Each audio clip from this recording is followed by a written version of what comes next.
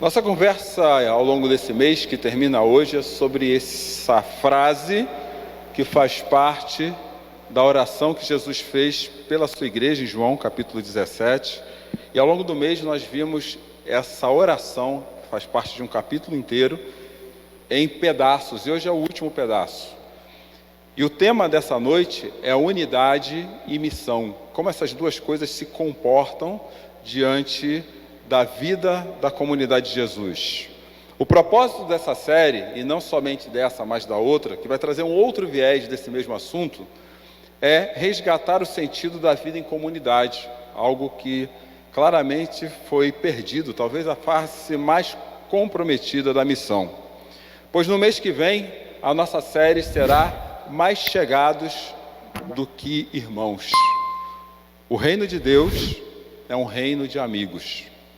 E todos os amigos no reino existem por causa do grande amigo. Essa é a série, a mensagem do dia 4. Dia 11/9, amigos apoiam amigos. Dia 18/9, uma mensagem desafiadora. Amigos corrigem amigos. Amigos do reino corrigem amigos. E terminamos o mês de setembro com amigos perdoam amigos. O que será que Jesus quer dizer quando Ele nos chama de amigos dele? Será que é da mesma forma que qualquer pessoa que nós temos um relacionamento horizontal nos chama de amigo? Ou Ele quer dizer uma outra coisa? A partir da forma que Jesus nos considera seu amigo, o que Ele espera da gente como amigos deles? Essa é toda a caminhada da série do mês que vem. E para falar em unidade e missão, eu quero trazer à nossa mente as 3 últimas mensagens, passando rapidamente pelo ponto central de cada uma. Na primeira mensagem desse mês, nós vimos o motivo pelo qual nós somos convidados para sermos os primeiros versículos do capítulo 17 de João, e aqui ficou muito claro que o único motivo para sermos é a própria pessoa do Senhor Jesus Cristo. Na segunda mensagem desse mês, nós vimos a motivação, o que mantém isso aquecido. Jesus fala na oração ao Pai que o Pai é que nos protege e o nome dele nos protege. Essa proteção é para a glória dele. Então a glória de Jesus, a glória de Deus é a grande motivação para que a igreja se mantenha unida, diferente de uma série de propostas religiosas que existem à margem disso. E na semana passada, e aqui eu vou me permitir me estender mais um pouquinho, falamos da convicção, o que nos mantém convictos. Trago aí o versículo 11 agora, e vimos que a convicção de sermos cristãos está pautada em 3 características que esse texto apresenta: a nossa identidade, os nossos valores e a palavra. Então a nossa convicção em sermos igreja está nessas três palavras que apontam para a missão, fazendo, como eu disse semana passada, que nós sejamos uma comunidade de contraste com a cultura à volta.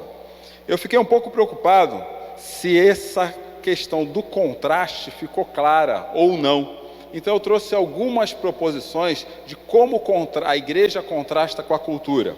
A primeira delas, que a igreja, a comunidade de Cristo, é uma comunidade de contentamento, simplicidade e generosidade em um mundo ou uma cultura de desejo insaciável, ganância e inveja. Aqui você já começa a entender o que eu quero dizer com contraste. É algo muito mais profundo que adotarmos alguns usos e costumes, desenvolvermos um dialeto cristão próprio.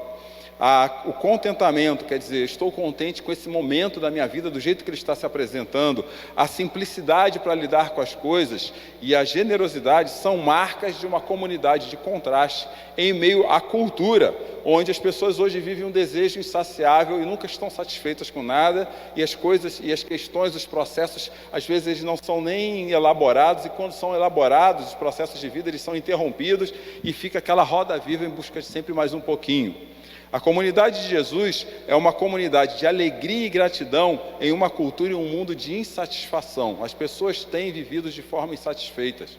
E nós não podemos permitir que essa narrativa cultural, ela atravesse a narrativa do reino e nós mostremos que nós nos tornamos talvez insatisfeitos pelo mesmo motivo que eles estão. Nós podemos até nos mostrarmos insatisfeitos por alguns outros motivos, mas esse não. Porque a narrativa do reino, ela precisa nos trazer essa sensação de alegria e gratidão o tempo todo. Uma terceira proposição que eu trago aqui essa noite, que é a comunidade do reino. É uma comunidade de doação abnegada e serviço sacrificial em um mundo de egoísmo, egocentrismo, narcisismo e direito pessoal.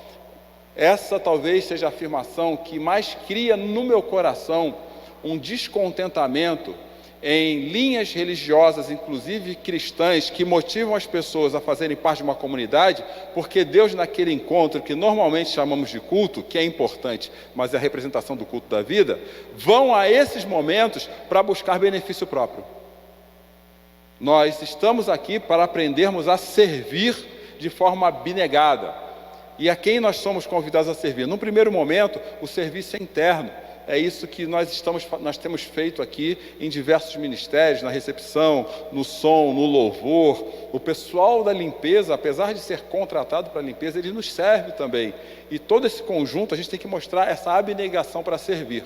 Se eu elaboro uma caminhada numa igreja, onde eu entro para ser alimentado, e esse alimento ele não gera alguma coisa, eu vou criar uma espiritualidade cristã de abastecimento. Eu até me lembrei agora, conversando com vocês, daquele texto do cara que queria só encher celeiro. E Deus fala, você é louco, se Deus pedir sua vida. E esse texto eu posso conectar no mesmo evangelho com outros textos, quando Jesus fala assim, o que você fez com os talentos que eu te dei, por exemplo, ou então, o que você fez com o que eu fiz pela sua vida, trazendo aí à luz as parábolas das 10 virgens. E a gente tem que começar a conectar essas coisas e deixar de olhar para o reino de uma forma um pouco inocente, ou pelo menos ingênua. Uma comunidade de mordomia em um mundo onde todos querem ser servidos. A igreja do Senhor Jesus é chamada para servir o mundo. Parece uma coisa louca dizer isso, né? Porque quando nós servimos o mundo de uma forma que eu vou explicar um pouquinho mais adiante, Deus é glorificado, não é servir o mundo de qualquer maneira. Igreja, por exemplo, ela não é ONG. Tem ONGs que fazem trabalho de serviço social melhor do que muitas igrejas. Mas a igreja pode apoiar uma ação social de algum lugar que seja idôneo, por exemplo. Nada impede isso. Mas o propósito do nosso serviço, em contatos com as pessoas que não caminham na jornada cristã, é mostrar um Deus sendo glorificado através da nossa vida. Eu não sirvo porque eu me sinto bem, porque eu preciso me sentir bem, porque eu preciso lidar com alguma inquietação minha por não estar fazendo nada. Eu sirvo para que Deus apareça. Então nós somos uma comunidade de mordomia, de generosidade. E se a igreja ela não manifesta a mordomia, a diaconia dela, o serviço dela, essa igreja está tendo algum problema. E só para voltar aqui, eu sei que vocês sabem, mas vale a pena lembrar, vou fazer aqui o papel da comissária de bordo no avião, né? Toda vez a gente vê aquele anúnciozinho da máscara caindo. Eu vou fazer a mesma coisa aqui agora. Quando eu estou falando de igreja, eu estou falando da gente, de vocês, de mim, de você. Eu não estou falando do prédio, nem da instituição, nem da forma que nós nos organizamos. Porque nós vamos ver já que quando Jesus fala dessa questão, ele fala de gente, ele não fala de instituição. A gente acaba precisando de nos institucionalizar porque nós precisamos nos organizar, mas não é essa a motivação. Quarta-feira, no nosso estudo, alguém fez uma pergunta: por que há tanta discrepância entre o que a gente vê e o que a gente lê? Eu falo, isso realmente existe um rol enorme de motivos para isso, difíceis de enumerar, mas um deles, que é muito claro para mim, Cláudio, como pastor há 20 anos, é que nós temos formados mais membros de igreja do que pessoas a serviço do reino. E uma igreja igual a nossa, que apesar de eu não estar como habitualmente se encontra numa igreja evangélica, como se não me visto habitualmente, uma igreja igual a nossa tende a confundir as pessoas que já são de igreja, achando que na verdade é um projeto legal de igreja, mas não é isso.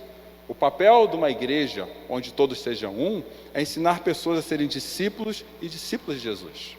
Esse é o papel de uma igreja.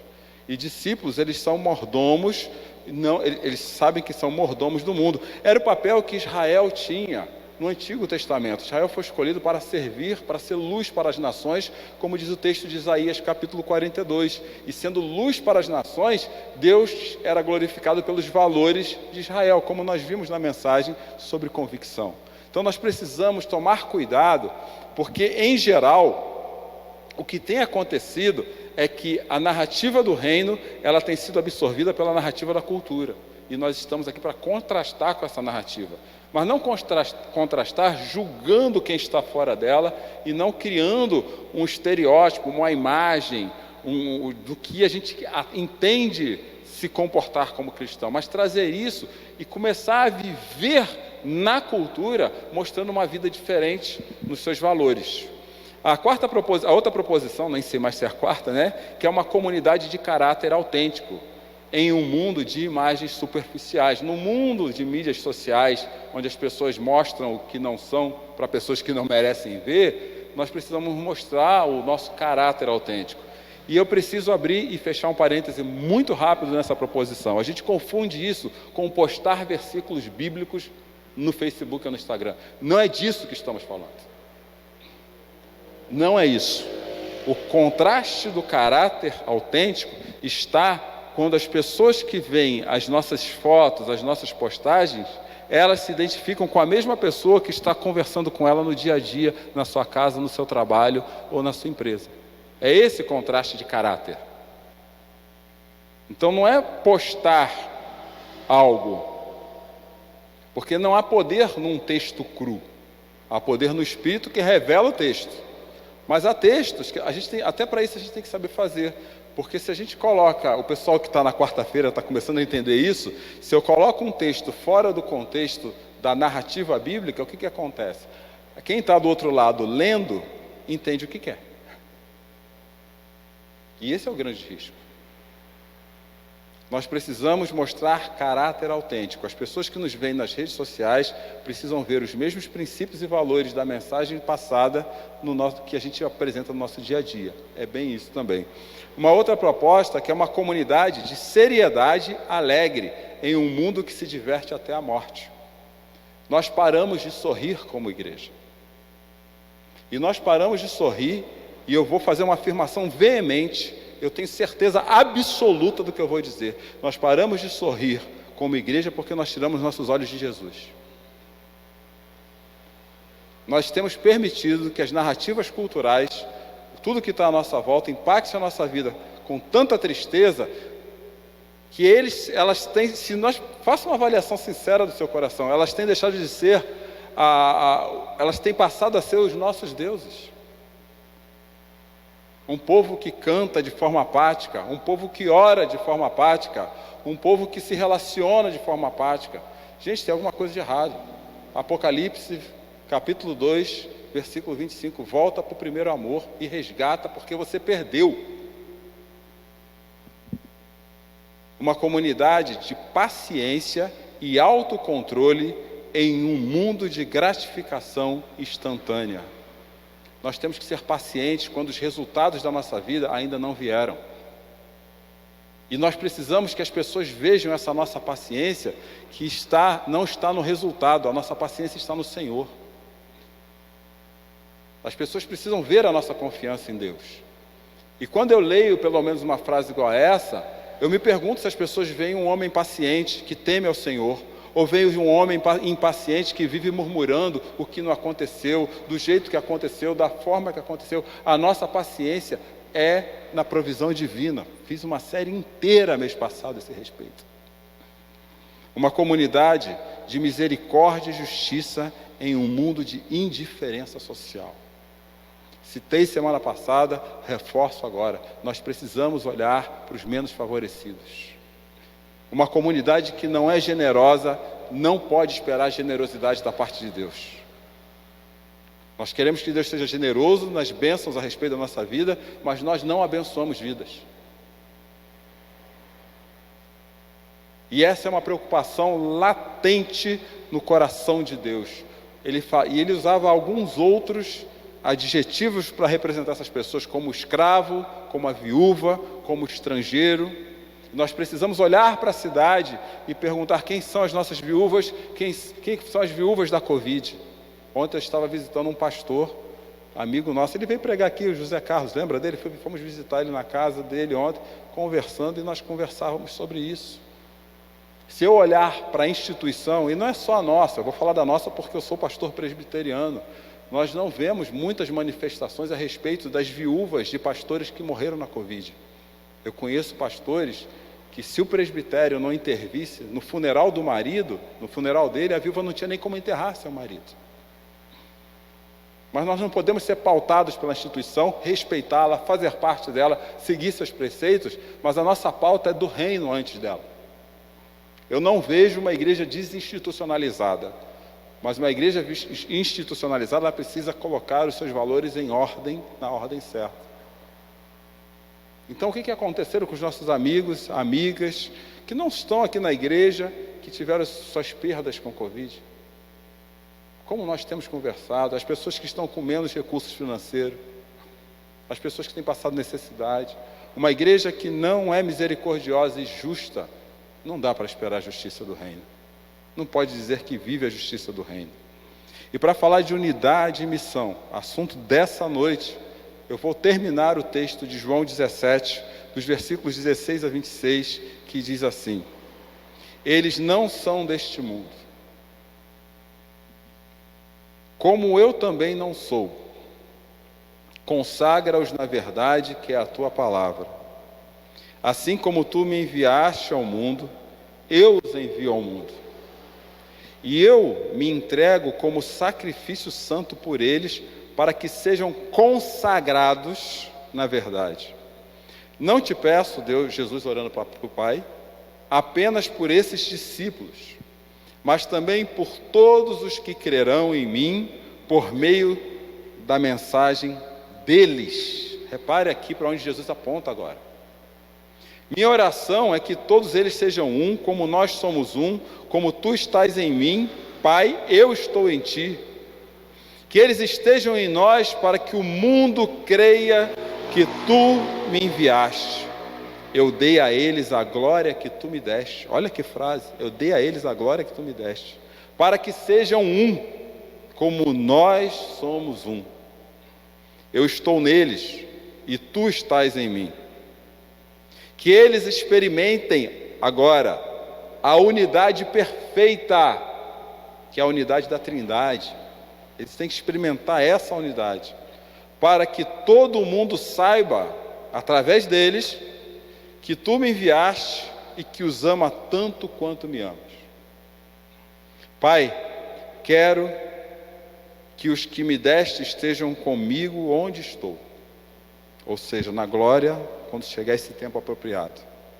Então eles verão toda a glória que me deste, porque me amaste antes mesmo do princípio do mundo. Eles vão ver o resultado é lá, gente. É isso que Jesus está falando. Pai justo, o mundo não te conhece, mas eu te conheço, e todos os discípulos sabem que tu me enviaste. Eu revelei teu nome a eles e continuarei a fazê-lo. Então teu amor por mim estará neles. Continuarei a fazer como? Através deles. Por isso que ele termina falando, então o teu amor por mim estará neles, e eu estarei neles. Eu peguei duas definições sobre unidade. A primeira é uma definição comum, que não destoa da nossa, quando o autor desse dicionário fala que unidade é apresentar uniformidade, identidade e homogeneidade. Identidade foi um dos pontos da nossa última mensagem. E a outra definição é de um autor bíblico, onde ele fala que unidade é uma característica distinta do povo de Deus, que deriva de seu relacionamento comum com Deus e se expressa no compromisso com o outro, na preocupação mútua, na ação concertada e na harmonia dentro da comunidade crente ou na comunidade dos discípulos. Há 4 questões aqui que eu gostaria de levantar nessa definição. Primeiro, a comunidade dos discípulos é uma comunidade tem uma característica distinta, contraste. Falei agora há pouco. Segunda, a comunidade de discípulos, ela só se torna quando ela deriva de seu relacionamento comum com Deus. Então é Deus que forma essa comunidade.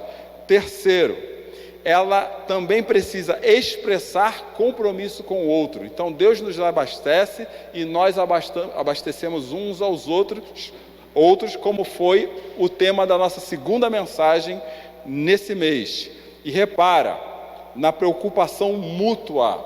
Vou repetir, voltei no segundo tema desse mês. A comunidade precisa preocupar-se com a comunidade.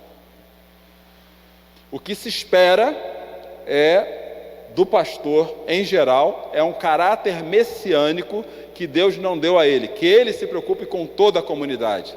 Mas a Bíblia diz que a comunidade se preocupa com a comunidade e o pastor cuida da comunidade que se preocupa com a comunidade. Efésios capítulo 4 diz que pastores, mestres, apóstolos são juntas, articulações de um corpo que cresce no movimento de todo ele. Então, se a comunidade não crescer com a comunidade, se a comunidade não se preocupar mutuamente com a comunidade, se ela não agir mutuamente com a comunidade, ela não consegue ser comunidade do reino, e provavelmente todos não são um, como o versículo diz. Mas é claro, a questão central aqui não é concordar com tudo. A Bíblia mostra que a questão central nunca é concordar com tudo que acontece. O fato de eu ser pastor aqui não quer dizer que eu concorde com tudo que acontece aqui. E se vocês fizerem uma análise criteriosa do coração de vocês, vocês vão achar coisas que vocês não concordam aqui. Não é isso que nos une. E, infelizmente, essa tem sido a métrica para as pessoas escolherem se ficam ou não ficam na igreja. É se eu concordo ou não concordo com tudo. Nunca é uma métrica espiritual voltada para o reino. É sempre pessoal. É sempre privada. E na Bíblia, a Bíblia mostra ostensivamente, eu vou trazer somente 2 textos de passagem, que mostra que nem sempre quem está na mesma comunidade concorda com tudo, como por exemplo no texto de Filipenses capítulo 4, versículos 2 e 3. Agora, Paulo escreve esse texto, tá? Agora suplico a Evódia e a Sintique, tendo em vista que estão no Senhor, ou seja, as duas estão em Deus, não são pessoas que não fazem parte da comunidade, que resolvam o seu desentendimento. Ele não está falando, muda uma de igreja, porque essa briga aí daqui a pouco uma vai arrancar o cabelo da outra e não vai dar certo.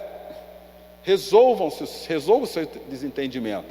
E aqui Paulo ainda faz uma colocação que nós precisamos observar. Às vezes as pessoas se desentendem entre si e elas não chamam alguém para ajudar a resolver o desentendimento, à luz até do que o próprio Senhor Jesus falou. Se você tem algo contra o seu irmão, vai lá e pede perdão. Se não for suficiente, chama alguém para ajudar a mediar essa conversa. E Paulo faz uso desse preceito que Jesus deu e fala assim: e peço a você, ao destinatário da carta, meu fiel colaborador, que ajude essas mulheres. Nós temos uma dificuldade tremenda de entrar em desentendimento dos outros. E no reino a gente precisa entrar. Opa, peraí, esse negócio que você está falando não está certo. Você não está gostando do que o pastor está fazendo? Vamos lá que eu vou te chamar. Vamos conversar com ele. Você não está gostando do que a fulana está fazendo? Vamos lá conversar com ela. Recentemente, eu tive uma informação que a pessoa que me disse, ela falou assim, o pastor fulano disse tal coisa, e não tem nada a ver com a nossa igreja, era um assunto, ele colocou um terceiro na conversa. Aí eu falei, ele falou isso, beleza, então vamos fazer o seguinte, vem comigo que a gente vai conversar com ele. Agora a gente ouve as coisas e deixa passar. Porque um dia, quando eu falei nisso, um outro pastor amigo falou, se eu fosse você, ia tirar a prova dessa informação. Antes de ficar falando, Cláudio. Eu aprendi com alguém que me ajudou. E nós precisamos fazer isso com os outros. Nós precisamos ajudar pessoas a resolverem desentendimentos. Ainda que no final da conversa, cada um vai para um lado, como Abraão fez com Ló. Mas eles sentaram antes e resolveram o assunto. E nós vamos deixando passar. Isso dá um péssimo testemunho pessoal e para as comunidades e para as igrejas que fazemos parte. Porque quando essa pessoa chega no outro lado, diz assim, ela chega falando mal da onde ela estava. Não, ou ela pode chegar falando, nós resolvemos, nós abençoamos, oramos, eu entendi que esse é o caminho mesmo, e meu caminho é esse. Um outro texto, um pouco mais robusto, que fala dessa questão, é em 1 Coríntios, capítulo 1, versículo 10. Quando Paulo fala assim, irmãos, suplico-lhes em nome do nosso Senhor Jesus Cristo, que vivam em harmonia uns com os outros e ponham fim nas divisões entre vocês. Resolvam-se. Paulo não foi lá resolver. Ele falou, vocês precisam resolver esse assunto. Vocês precisam reunir-se como pessoas adultas na fé, olhar nos olhos e conversar uns com os outros. E ele segue ainda, antes de tudo, antes de você pensar em dividir algo, tenham o mesmo parecer, unidos em pensamentos e propósitos. Quer dizer, existe uma régua por trás da solução. E essa régua não é a nossa ideologia, não é a nossa forma de pensar.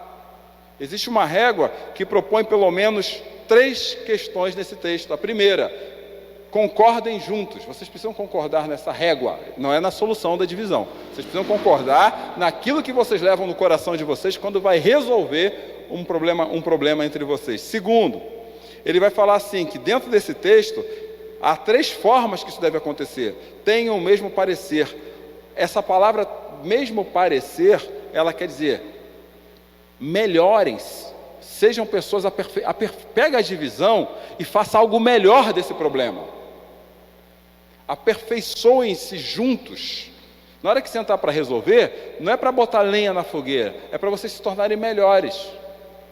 O segundo ponto nesse texto,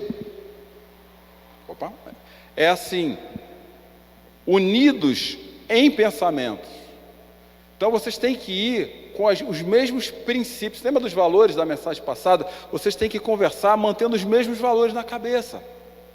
Não é uma resolução de problema com base em opinião, é em argumentação. E a diferença entre opinião e argumento é conhecimento.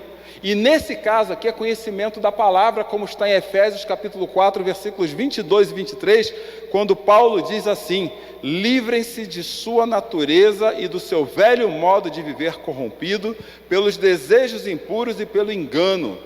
Deixem que o Espírito renove seus pensamentos e suas atitudes. Eu preciso primeiro me colocar no Senhor. Ou seja, não é concordar com tudo. Não é sobre achar que tudo tem que estar da forma que a gente gosta para funcionar. Nunca foi sobre isso. Quando eu olho com honestidade para a Bíblia, eu vejo isso. E aí Paulo termina de maneira fantástica esse versículo de 1 Coríntios capítulo 1, versículo 10, dizendo: para que sirvam o mesmo propósito. E as grandes divisões em qualquer igreja, às vezes é pela cor da cadeira, pela cor da mesa, pela roupa, as grandes divisões, elas normalmente, nem todas, elas atendem a propósitos pessoais. Você não está servindo ao meu propósito. E Paulo fala assim: olha, vocês precisam viver um mesmo propósito, porque vocês foram reunidos pelo mesmo motivo, porque vocês têm a mesma motivação, e outra, vocês têm que ter base nas mesmas convicções. Então nunca é sobre concordar sobre tudo que acontece numa comunidade, mas é concordar da maneira certa. E aqui nós entramos no final do texto de João 17, porque Jesus, que a única maneira de fazer certo é saber que nós somos consagrados na verdade que está nas Escrituras. Então a régua é as Escrituras. A unidade é conseguida mediante as Escrituras. Numa cultura onde as pessoas têm mais relacionamento com Deus através das pregações de pregadores que estão na internet do que da vida na comunidade. Aí não dá certo. Porque esse era o problema no capítulo 8 de João. Quando os judeus falavam assim, viu? Jesus pregando, as pessoas creram nele, está aí o versículo 31 a 33, e Jesus fala assim: vocês verdadeiramente, já que vocês creram na mensagem do Evangelho, vocês verdadeiramente serão os meus discípulos se permanecerem fiéis aos meus ensinamentos. Vocês precisam manter-se nas Escrituras. Aí ele vai falar um pouquinho mais adiante. Então, só assim vocês vão conhecer a verdade os libertará. Um texto também que é usado fora do contexto constantemente. Até para-choque de caminhão tem esse texto. Mas quando eu coloco no contexto, de que a pessoa está sendo liberta? Porque toda a convicção daqueles que ouviam Jesus, que eram judeus, estava pautada no conhecimento da história de Abraão, Isaque e Jacó. Por isso que a pergunta seguinte, no versículo 33, é assim: mas somos descendentes de Abraão, disseram eles. Nunca fomos escravos de ninguém. Eles estão indo para a questão com a régua errada. Então, o que mantém a unidade em primeiro momento é estarmos próximos da Escritura. E se não estivermos próximos das Escrituras, dificilmente iremos contrastar com uma cultura e dificilmente iremos viver sendo um, porque nós vamos ter N motivos para estarmos ou não estarmos em uma comunidade que não é Jesus. Eu ouso afirmar que um discípulo de Jesus que não estuda a Bíblia é um discípulo distante de seu mestre. Não é ouvir a Bíblia, não é ouvir mensagem. Chega uma hora que só ouvir mensagem não basta. Que por mais bem intencionado que esteja o pregador da internet, pense numa coisa comigo. Por trás dele, para ele construir aquele pensamento, daquela mensagem, como eu estou fazendo aqui, por trás dele existe uma série de fatores de aprendizado, de cultura de igreja, de tudo. Que alguns são diferentes. Eu ouço pastores de outra denominação e eu sou altamente edificado com eles. Eu ouço Iago Martins, é fantástico ouvir Iago Martins, eu gosto de ouvir. Mas eu tenho que ouvir com os ouvidos atentos, para entender o que é escritura e o que é a opinião dele. Eu acho ele fantástico. Ouço Hernandes Dias Lopes, acho fantástico Hernandes Dias Lopes. Ele achou uma regular dentro do movimento evangélico que é matizado. Mas nessa regular dele tem coisa que é Bíblia e tem coisa que é opinião dele também.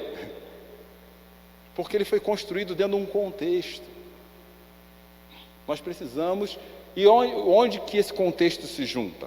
É que nem outro, até lembrei, essa semana a gente estava falando do Ed René. Ed René é fantástico, até uma pessoa fala assim, 80% do Ed René é fantástico, mas os 20% que não é, faz um estrago que é uma beleza, faz um estrago ferrado. Ele é fantástico, ele é fora da curva, não dá para negar que ele não seja, e que não seja usado por Deus, mas tem hora que ele pisa na bola, gente. Eu não posso endeusar Ed René. Eu tenho que ir para as escrituras e falar, peraí, esse negócio que o Hernandes, o Ed, o Iago falou, deixa eu olhar aqui na Bíblia mesmo, deixa eu consultar, deixa eu estudar. Só que se eu não estudar, não dá. E quando essa unidade existe, eu preciso entender que Jesus nos fala que essa unidade existe para servir um propósito. Lembra do propósito que Paulo citou lá atrás? A unidade existe para servir a missão de Deus. Por isso que no versículo 18, nessa oração, Jesus vai falar assim, assim como tu me enviaste ao mundo, agora eu envio eles.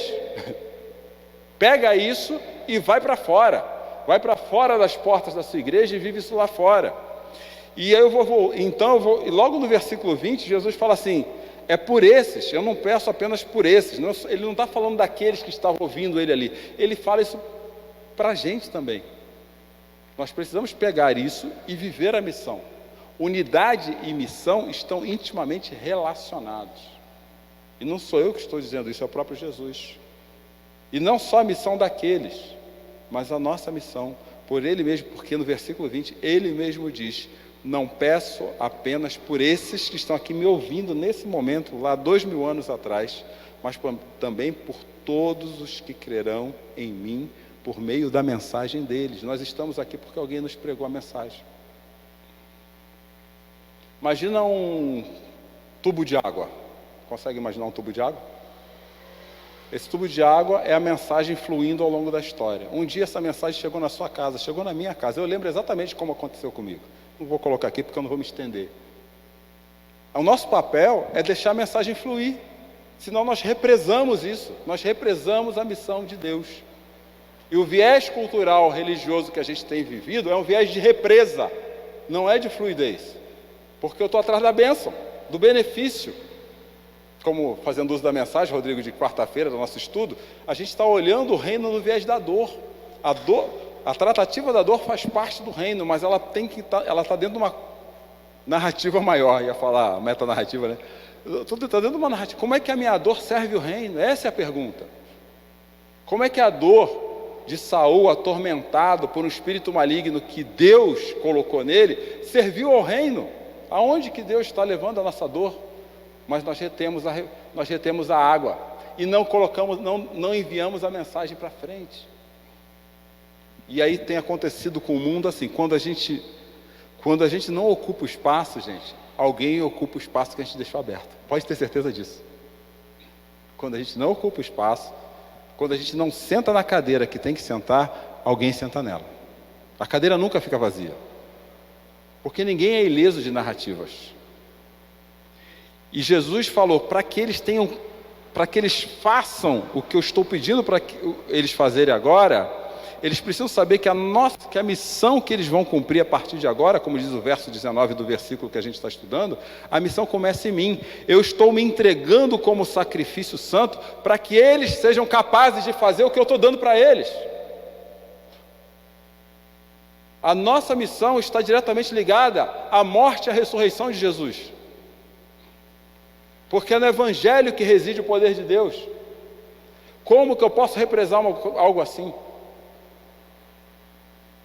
Não é que Deus vai deixar de cumprir a missão dele, porque ele depende de nós. É porque ele escolheu compartilhar com a gente esse trabalho. E eu não tenho como represar isso. A unidade leva a missão. E essa missão também é nossa.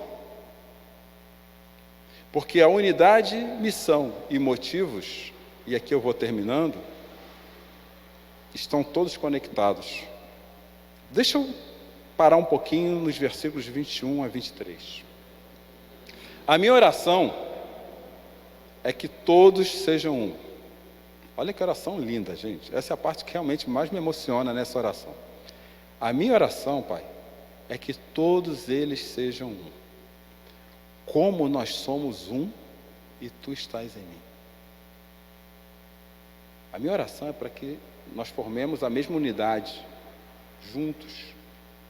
Igreja e Deus no mesmo ambiente. Uma missão que só vai ser completada na restauração de todas as coisas. Pai, eu estou em Ti. Olha isso agora, gente. Ouçam com os ouvidos. Quem teve ouvido, como dizia Jesus, né? Quem tem ouvidos para ouvir, ouça. Pai, eu estou em Ti, que eles estejam em nós, para que o mundo que Tu me enviaste, para que o mundo creia que Tu me enviaste. A unidade aponta para a missão. Para que as pessoas creiam, nós precisamos estar nele. Eu dei a eles a glória que Tu me deste, para que sejam como um, como nós somos um. A missão aponta para a unidade.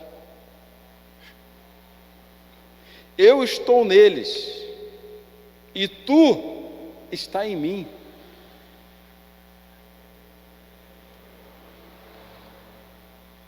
Que eles experimentem a unidade perfeita.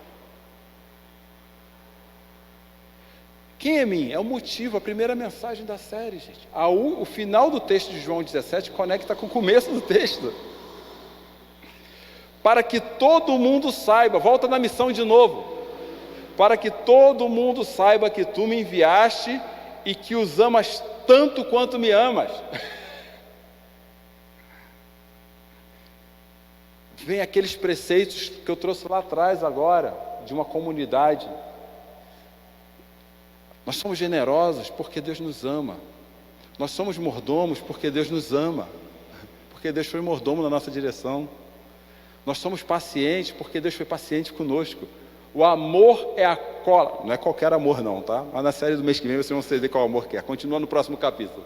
A segunda temporada é no mês que vem. O amor de Deus através de nós, ele é o cimento que cola a igreja, e é o cimento que motiva e é o impulsionador dessa missão, para que todos os que se rendam ao nome de Jesus Cristo se tornem um e vivam a unidade escatológica esperada na eternidade já hoje.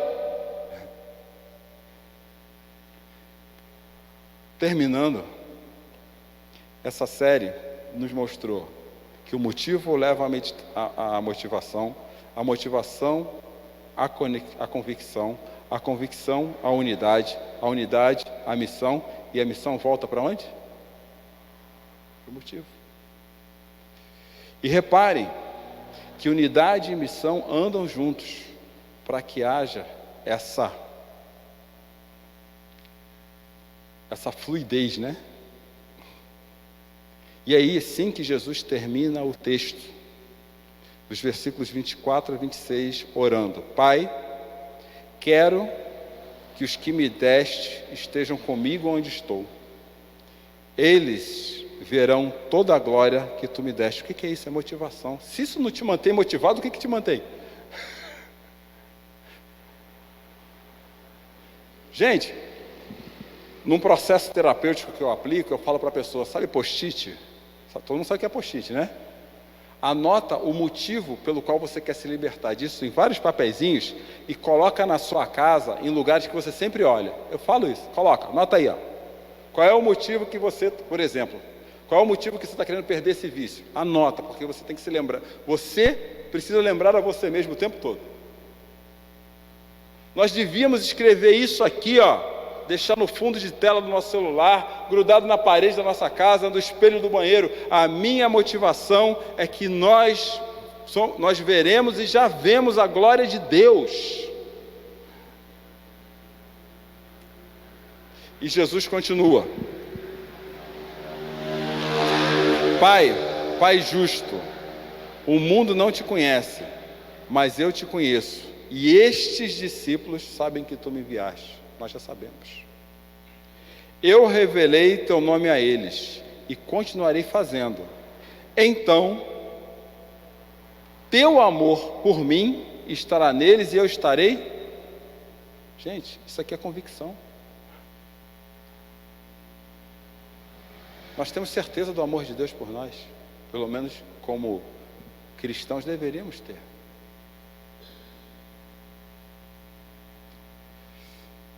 O motivo para sermos um é Jesus Cristo. E se a motivação for o amor de Deus através de... a motivação é o amor de Deus através de Jesus Cristo. E a convicção são os valores do reino de Deus através de Jesus Cristo. E a unidade é sustentada pela mensagem que nos conduz em busca da estatura de Cristo. E a missão é a nossa vida na missão que Cristo nos deu. Assim como o Senhor me enviou, eu estou enviando eles. Fechou? Vamos orar?